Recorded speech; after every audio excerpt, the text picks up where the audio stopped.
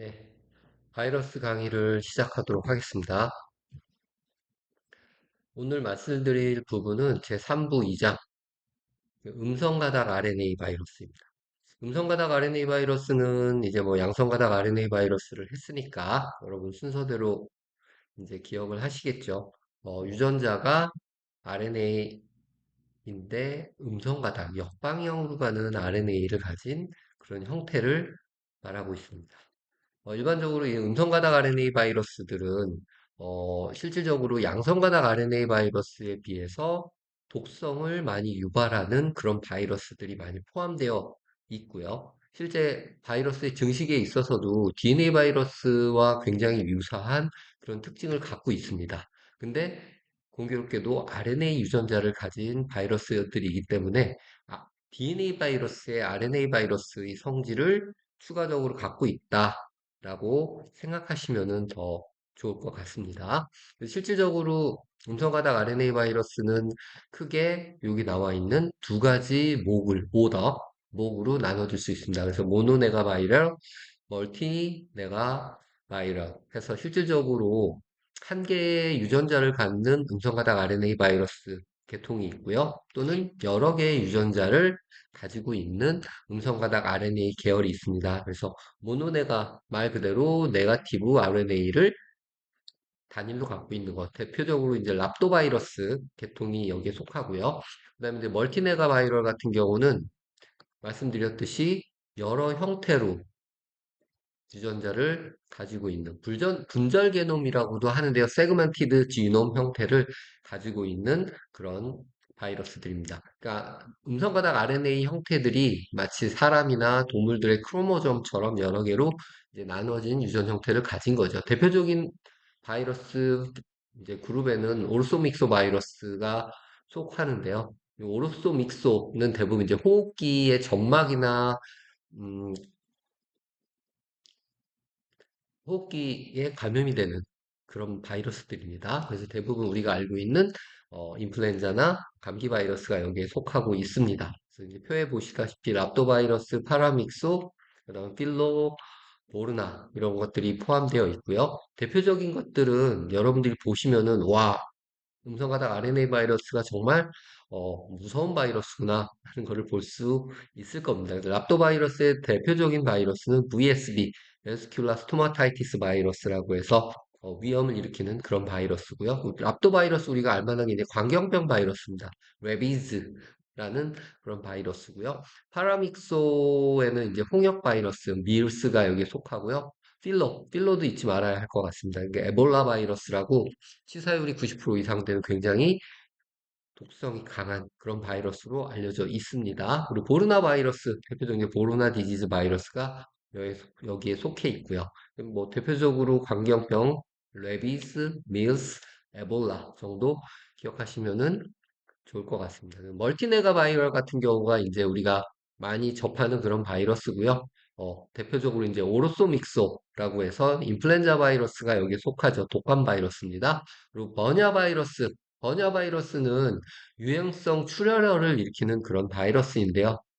우리나라에서 발견되고 보고한 그런 바이러스입니다. 그래서 한타 바이러스, 한탄강 유역에서 발견됐다라고 해서 이호환 교수님 팀에서 명명을 하고 국제적으로 보고를 한 그런 바이러스입니다. 그래서 한타바이러스가 요 멀티네가 바이럴에 속해 있는 대표적인 바이러스입니다. 그 주요 음성가닥 RNA 바이러스의 특성을 비교한 겁니다. 그래서 랍도, 모노네가의 대표죠. 오르소믹소, 멀티네가, 파라믹소, 이제 모노네가 베이블입니다. 그래서 프로토타입이라고 해서 대표적인 바이러스 형태는 VSB, 오로소미스 인플루엔자, 센다이 바이러스. 여기에 각각 속해져 있고요.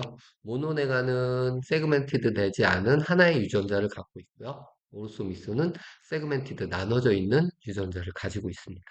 그리고 대부분 음성 가닥 RNA 바이러스 같은 경우는 캡시드 형태가 헬리컬 시메트리 형태로 해서 헬릭스 형태로 꼬여 있고 거기에 뉴클레오 프로테인들이 감싸고 있는 그런 형태를 가지고 있습니다. 그리고 이제 음성 가닥 RNA 바이러스의 특징이 뭐 사이토플라즘에서 대부분 RNA의 복제가 일어나는데 이 오르소믹소 인플루엔자 바이러스 같은 경우는 그 작업을 핵에서 하게 됩니다. 그리고 이제 제네틱 리어솔트먼트라고 솔팅인다고 얘기하죠. 솔트 나눠 갖는 거를 분리하는 거를 얘기합니다. 그 유전자가 하나인 바이러스 그룹은 솔트가 필요가 없겠죠. 근데 올소믹소 인플루엔자 바이러스 같은 경우는 분절 게놈들을 다시 바이러스를 어셈블리 할 때 나눠서 갖게 됩니다. 근데 다른 바이러스와 섞여 있게 되면은 그 분절 게놈을 서로 교차해서 가지고 올 수가 있습니다. 그래서 리어소트먼트라고 하는 형태로 지노믹 DNA의 재편성을 할 수 있게 되는 거죠. 그리고 대부분 이런 음성가닥 RNA 바이러스들은 엔벨롭을 가지고 있기 때문에 서피스 안티젠으로 이제 G 프로테인 또는 오로소믹소나 파라믹소 같은 경우는 헤마 어글루틴이나 뉴라미니데이즈 같은 안티젠을 갖고 있습니다. 이런 안티젠들이 어떻게 보면 또 바이러스를 컨트롤하는 백신 개발의 타겟으로 사용이 될 수도 있고요. 치료제의 타겟이나 수용체로는 이 오르소나 이제 파라믹소, 믹소 바이러스들은 사이클릭 액시드를 사용을 하게 되고요. 그리고 랍도바이러스는 포스폴리피드를 사용합니다. 그 버딩 사이트라고 해서 바이러스가 이제 떠나가는 그런 형태인데요. 랍도바이러스나 오롭소믹스는 엔도좀으로 이제 구성이 되고요. 파라소믹스는 플라즈마 멤브레인에 이 버딩 사이트를 가지고 있습니다. 뒤에 이제 버딩 사이트가 어떤 의미가 있는지 보시면 될 것 같고요. 게놈 복제의 특성이라고 했는데 RNA 바이러스 게놈 자체의 감염성은 없습니다. 그래서 양성가닥 RNA 바이러스는 바이러스의 RNA만 진입이 돼도 바이러스가 생산이 되는 뭐 실질적인 전사체 mRNA의 형태를 가지고 있었다라고 하면요.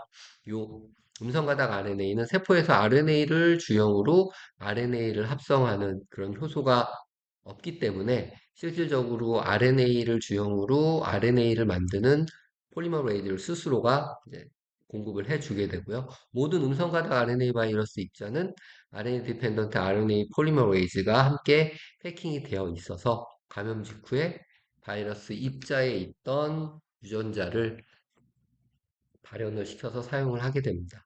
그리고 대부분의 이제 유전자들은, 지인들은 아까 말씀드렸듯이 RNA 자체가 헬리컬한 시메트리로 형성이 되어 있기 때문에 이제 리보 뉴클레오 프로테인들이 그 유전자들을 감싸고 있습니다. 마치 뭐 마멀리안 같은 경우는 히스톤 단백질의 뉴클레오타이드 실질적인 DNA들이 꼬여져 있게 되죠. 근데 이 리보 뉴클레오 프로테인들은 이 RNA를 쭉 감싸고 있는 그런 형태로 존재합니다. 그래서 RNP라는 리보 뉴클레오 프로테인, 리보좀이죠. RNA 뉴클레오타이드의 단백질 컴플렉스가 같이 구성이 되어 있는 형태로 존재를 하게 됩니다.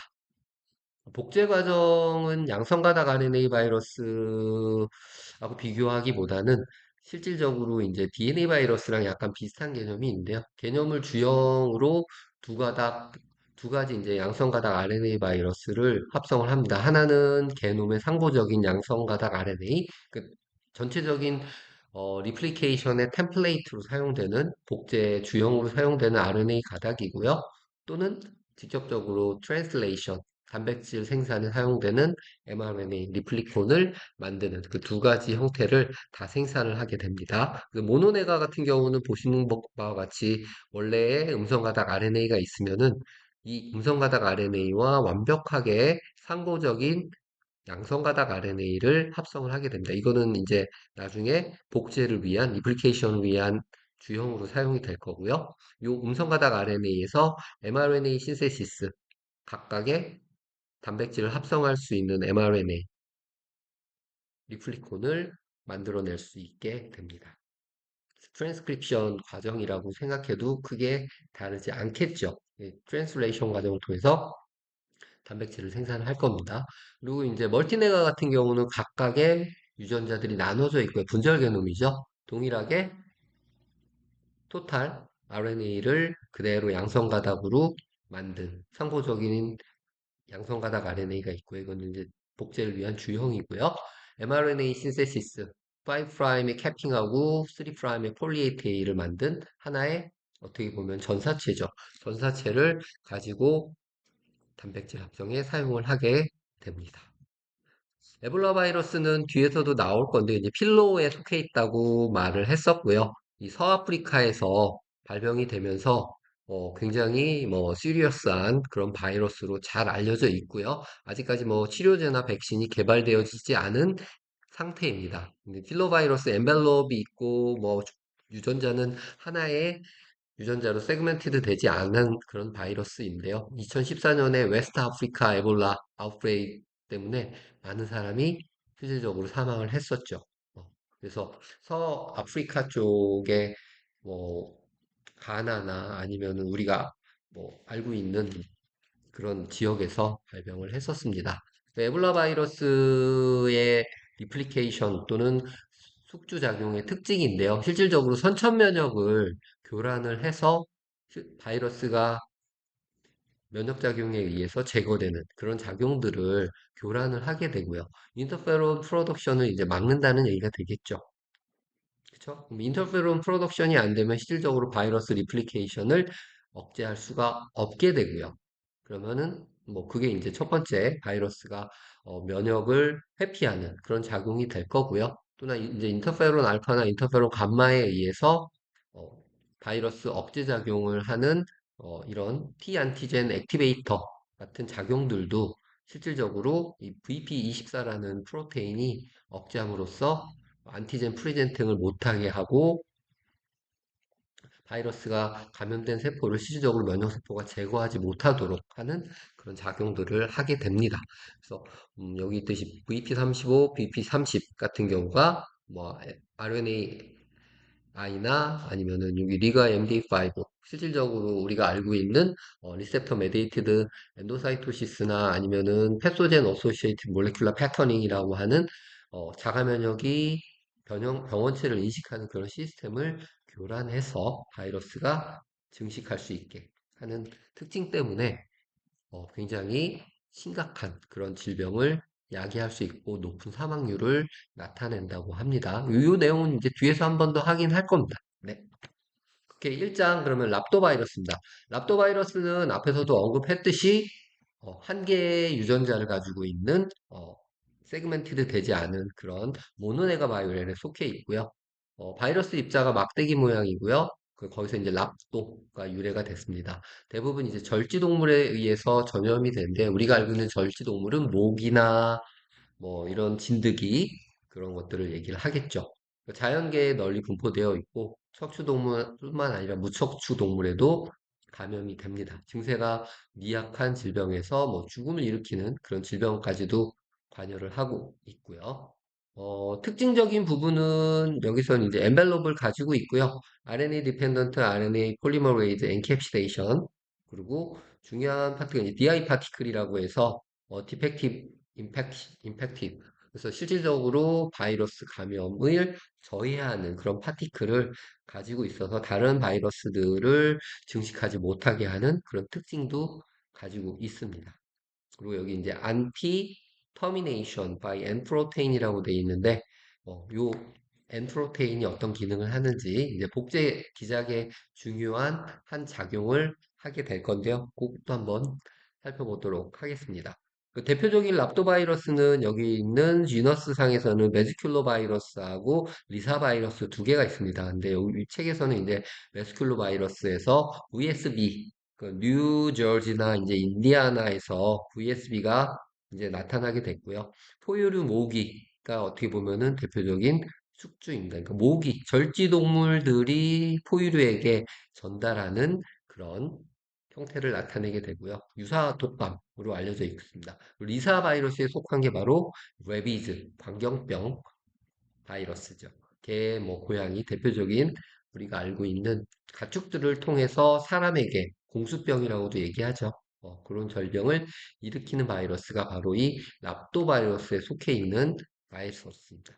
그러니까 베스큘라 스토마타이티스 바이러스 같은 경우는 사람에게 직접적으로 영향을 주지는 않습니다. 베스큘라 스토마타이티스 바이러스, 모기 등의 절지 동물에 의해서 가축, 이제 소, 돼지죠. 수포성 구내염을 유발을 많이 하게 하고요.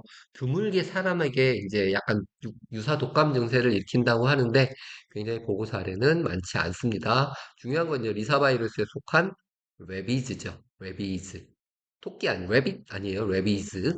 랍도바이러스에 속해 있고요. 음성가닥 RNA 바이러스로서 말초신경계를 통해서 이제 중추신경으로 이동해 가게 됩니다. 공수병이라고도 얘기하는데 중추신경을 마비하기 때문에 뭐 침 흘리고 뭐 이런 것들을 이제 많이 묘사를 하게 되죠. 결국에 이제 호흡곤란 등으로 사망에 이르게 하는 무서운 바이러스입니다. 그래서 집에 이제 가축이 있으면은 개 같은 경우 항상 이 광견병 예방 접종을 매년마다 하게 되죠. 나라에서도 지원을 해주고 있고요. 매년 10월에 하는 걸로 알고 있습니다.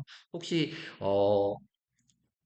애완견을 키우고 계신 분이 있다라고 하면은 동물병원에 가시면은 10월 달에 국가 지원을 보조를 받으면은 10,000원이면은 예방접종을 할 수 있으니까요. 꼭 하셨으면 좋겠어요.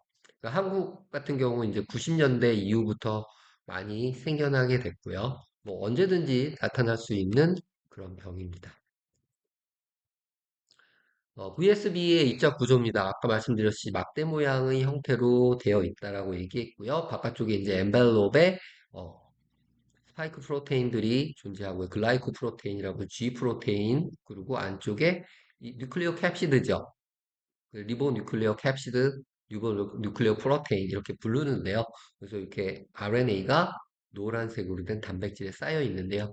여기 있듯이 리보 뉴클레어 캡시드의 뉴클레어 캡시드 프로테인 N이라고 하는 단백질이 존재합니다. 랍도바이러스, 그러니까 베지큘라 스토마타이티스 바이러스에서는 N과 G를 기억하시면 될 것 같아요. 외피 단백질의 글라이코프로테인, 지질막 안쪽에 매트릭스, 캡시드 쪽에 이제 대표적으로 뉴클레어 캡시드라고 하는 RNA 게놈을 싸고 있는 구조, 그리고 포스포 프로테인이 RNA 전사에 관여를 하고 L 프로테인, 요 앞, 이제 L하고 P가 같이 존재하죠. L은 RNA 디펜던트 RNA 폴리머레이즈, P는 포스포프로테인, 둘 다 이제 같이 있으면서 RNA, mRNA를 만드는 전사 과정에 관여를 하게 됩니다. 그 DNA 바이러스랑 비슷하죠. 게놈 구조는 하나의 음성가닥 지놈으로 구성이 되어 있고요. 중간중간에 이제 인터제닉 리즌이라고 하는 서열 부분이 있어서 mRNA로 전사를 할 때 어느 부분에서 멈춰서야 하는지를 표시를 해주게 됩니다. 근데 이 인터제닉 리전을 계속 패스해서 가게 되면은 이제 뒤쪽에 단백질들이 만들어질 거고요. 패스하지 않고 멈춰서게 되면은 앞쪽에 단백질들이 생산이 되겠죠. 그래서 여기서 NP, MGL 순서로 mRNA가 이제 만들어지게 되는데요. 일반적으로 여기 유전자 배열 순서가 이쪽 음성가닥 끝쪽이 이제 5'이니까요. 음성가닥 방향성이 반대예요. LG, MP, N이죠. 그 뉴클리오 프로테인 그리고 포스포 프로테인, 매트릭스, 글라이코 프로테인, 그리고 L이 폴리머레이즈라고 얘기했습니다. 근데 실질적으로 이 앞쪽이 mRNA 양이 가장 많고요. M 프로테인, 그리고 폴리머레이즈가 가장 작은 양을 생산을 하게 됩니다. 전사는 7개의 양성가닥 RNA를 모두 만들어내게 되고요. 5개의 단백질에 대한 mRNA, 캡 폴리에테이를 가지고 생산을 합니다. 그리고 리더 프로테인이라고 하는 이 리더하고 테일, RNA는 폴리에테일이 없습니다. 특징은 여기 인터제닉 리전을 가지고 있다라는 거. 그게 어떤 의미를 가진지 어, 보시면 됩니다. 생활사 같은 경우는 음성가닥 RNA 바이러스도 양성가닥 RNA 바이러스랑 동일하게 어디에서 세포질에서 대부분의 것들을 해결을 하게 되고요. 세포질에서만 전개가 됩니다. 수용체는 이제 세포막의 구성 성분인 포스파디딜 세린을 주요 수용체로 사용을 해서 리셉터 메디에이티드 엔도사이토시스에 의해서 수용체에 결합한 후에 엔도사이토시스로 엔도좀으로 형성해서 세포 안으로 진입을 하고 로우 pH 상태 자극에 의해서 지단백질의 뭐 소수성 부위가 노출이 되면서 막이 융합돼서 리보존하고 그 다음에 이제 로우 pH로 언코팅 과정을 통해 RNA를 내보내게 됩니다. 이때 뭐 VSB 폴리머레이즈 L과 P가 복합된 단백질에 의해서 요 리보 뉴클레어 프로테인이 붙어 있는 리보 뉴클레어 프로테인 컴플렉스 자체에서 어떻게 mRNA를 만들고요. 이 mRNA에서 프로테인을 만들게 되죠. 트랜스크립션, 트랜슬레이션이라고 생각하셔도 됩니다. 그리고 음성가닥 RNA에서 주형 양성가닥 RNA를 만들고 자기 유전자를 복제를 하게 되죠. 이건 이제 지노믹 RNA라고도 얘기를 합니다. 각각 프로테인을 생산을 한 다음에 그 프로테인을 이용해서 자신의 RNA를 복제를 할 거고요.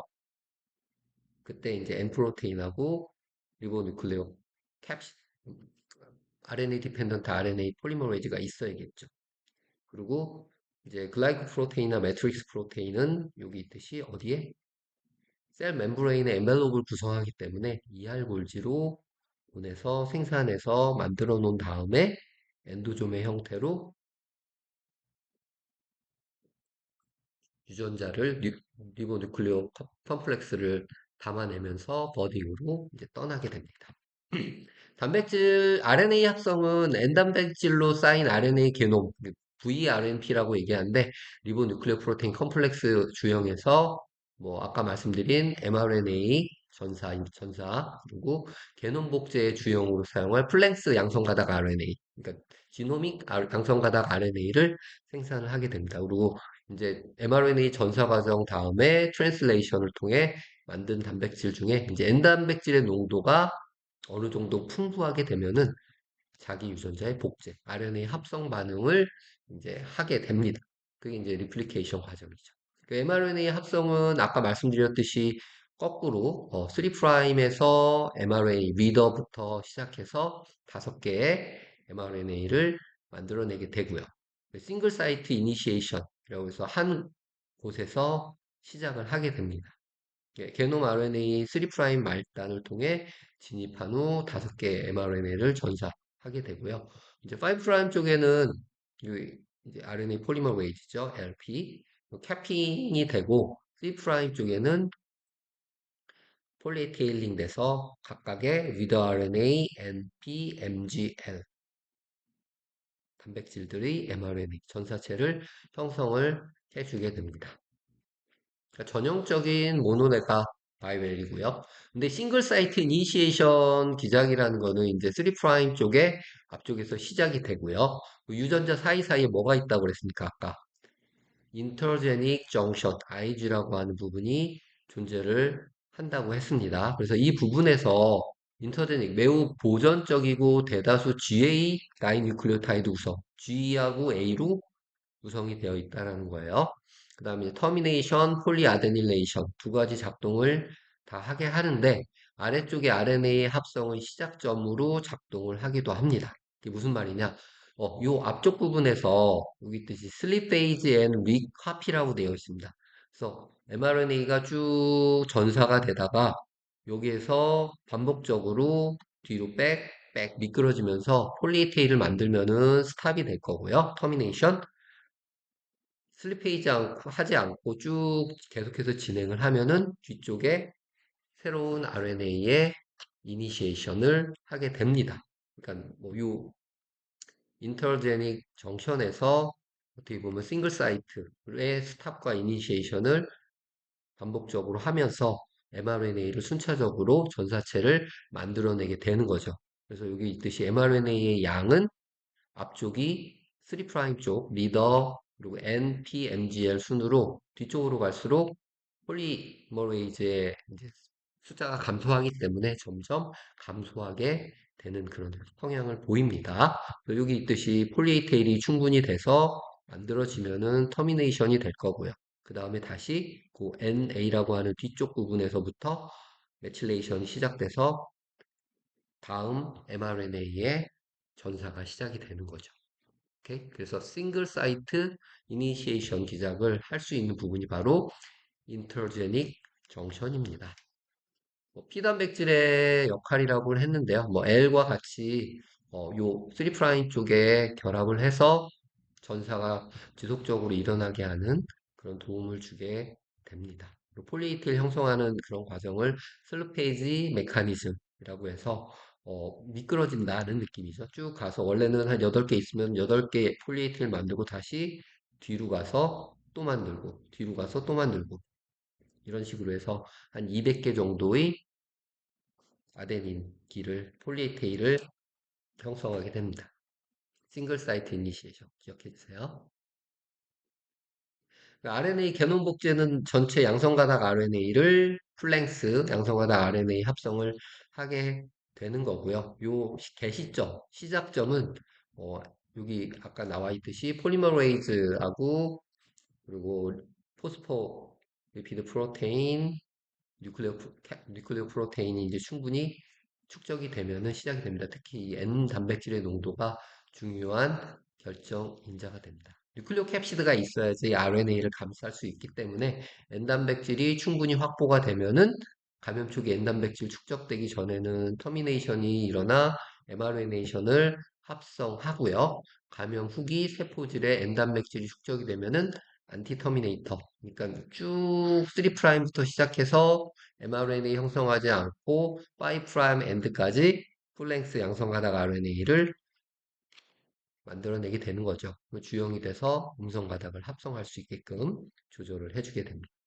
입자 조립 및 방출은 이제 G 프로테인이 매트릭스 프로테인에 감싸지면서 바깥쪽으로 이제 버딩의 형태로 출하를 하는 형태로 나가게 되고요. 여기 있듯이 뉴클리어 캡시드 프로테인 컴플렉스가 만들어진 상태로 쭉 멤브레인 쪽으로 이동을 해 가게 되고요.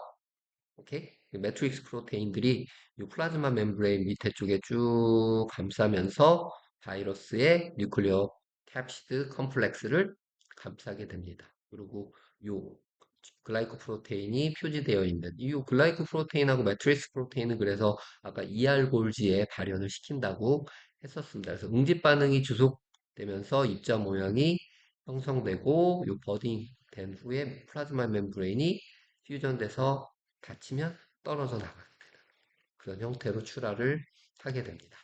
뭐 숙주에 대한 영향은 감염된 세포를 뭐 죽이면은 이제 플락이라는 걸 형성을 할 거고요. 일반적으로 이런 RNA 바이러스들이 숙주에 RNA가 있으면 경쟁을 하기 때문에 숙주 RNA 바이러스의 세포 핵에서의 방출을 막아주게 됩니다. 그래서 RNA 프로세싱 억제하는 그런 기작들이 존재를 하게 되고요. 여기 있듯이 VSB, 베스큘라 스토마타이티스 바이러스 M 단백질이 레완이라고 하는 mRNA 뉴클리어 익스포트 팩터와 결합해서 숙주의 mRNA를 방출을 막아주게 되는 그런 작동들을 하게 되고요.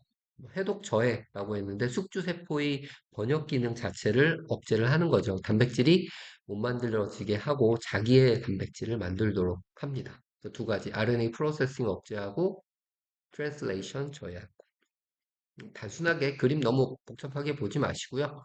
숙주의 프리 mRNA를 핵에서부터 사이토플라즘으로 이동시켜주는 단백질이 RE1이라는 RAE1이라는 단백질인데 바이러스의 매트릭스 프로테인이 그 단백질과 결합해서 숙주 단백질의 핵에서의 방출을 억제한다는 얘기입니다.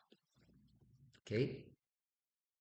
DI 파티클이라는 이제 새로운 개념이 나오는데요. 먼지만 확인하시면 될 것 같아요. 구조는 크게 뭐 보실 필요는 없고 디펙티브 인펙셔스 파티클이라고 해서 디펙티브는 말 그대로 결손 문제를 일으키는 형태이고요. 인펙셔스 간염에 대한 결손 간섭 인자라고 이제 얘기를 합니다. 대다수 RNA 바이러스가 굉장히 높은 농도로 세포에 감염이 되면은 바이러스가 만들어져서 떠나고 난 다음에 그 바이러스들의 유전자 파티클들이 남아있게 되는데요. 그거를 DI 입자라고 얘기를 합니다. 그 야생용에 의존해서 스스로는 증식 못하기 때문에 원래 존재하는 바이러스에 의해서 같이 따라다니면서 이제 자기 요 남은 파티클들을 복제를 해서 남기게 되고요. DI 입자는 야생 바이러스의 증식을 억제합니다. 복제에 필요한 단백질에 대한 야생형과 경쟁 또는 유전자가 결손, 야생형 바이러스가 생산하는 단백질을 사용해서 DI 파티클 숫자를 늘리게 되고요. DI 입자의 게놈은 야생형보다 크기가 작고 또 다양하죠. 이게 지금 야생형이 있으면은 밑에 나와 있는 파티클들이 DI 파티클들이니까요. 어떤 특정 부위가 많이 결손되어 있는 그런 파티클들을 얘기합니다. 바이러스의 입자입니다. 게놈은 이제 BI 입자의 게놈은 복제와 패키징에 필요한 시스 액팅 엘리먼트를 갖추고 있다. 그러니까 어느 정도는 자기 스스로 복제할 수 있는 구조를 갖고 있습니다. 근데 스스로는 못하고 야생형의 도움을 받아서 복제를 합니다. 근데 DI 파티클이 있으면 뭐다? 바이러스 증식을 억제하는 그런 특징을 나타내게 됩니다. 이게 이제 음성 가닥 RNA에서 특징적으로 많이 나타나는 그런 입자 형태입니다. 결손 간섭 인자, DI 파티클.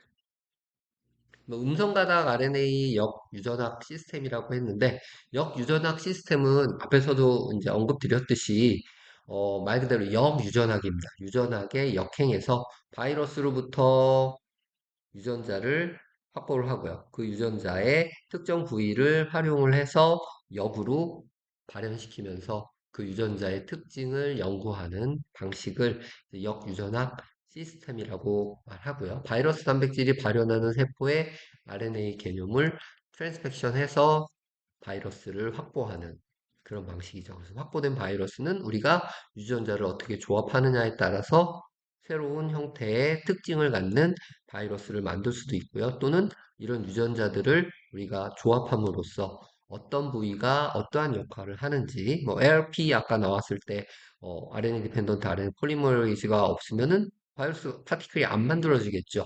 뭐 이런 것들을 연구할 수 있게 하는 게 역유전학 시스템이라고 얘기를 합니다. 그 결론적으로 플라스미드 DNA 형태로 바이러스 유전자를 클로닝을 해놓고 필요할 때 야생형의 바이러스를 만들어낼 수 있게끔 하는 연구 방식을 역유전학 시스템이라고 얘기를 드릴 수 있겠습니다. 네, 이렇게 해서 오늘 음성가닥 RNA 바이러스의 시작 부분을 말씀을 드렸고요. 인트로덕션을 진행을 했습니다. 중요한 파트는 이제 요 뒤에 나오는 모노네가 바이럴이 아니고 멀티네가 바이럴, 우리가 알고 있는 오르소 믹소 바이러스들인데요. 뭐 특징적인 부분은 거의 비슷합니다. 뭐가 다르다? 세그멘티드 진, 그러니까 유전자가 크로모즘처럼 분리되어 있다라는 거 기억하시면 될 것 같습니다. 네, 그러면은 오늘은 여기까지 진행하도록 하겠습니다.